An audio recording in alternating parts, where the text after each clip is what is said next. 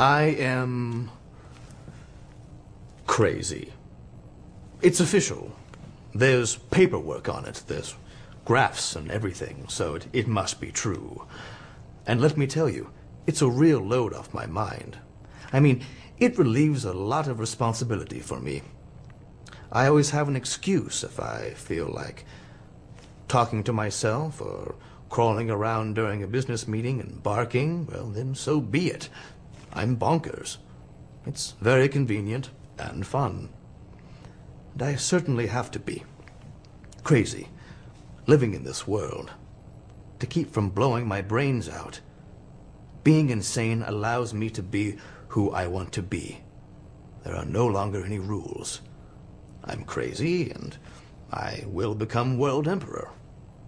Even if it's simply because I'm convinced that I'm world emperor. For all that we have is our perception. And whatever we perceive to be reality is in fact our reality. You want to get into quantum physics and all of that business where we start talking about the fact that we, as observers, in fact actually manipulate and manifest reality. We are intricately and subconsciously involved with the reality process. Once we know this, we can start to see what's happening all around us. Those who are in control are using this information to manifest a reality that is most advantageous for them. They introduce a point of view which may or may not have anything to do with what is actually happening in the world, and they reinforce it with a growing opinion through media. And what's interesting is the fact that the more people who believe these lies, the more real these lies become.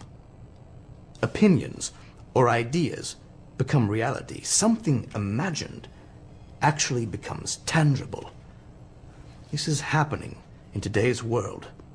And with our own human inclinations towards fear, the majority of what is focused on and agreed on is fear-based.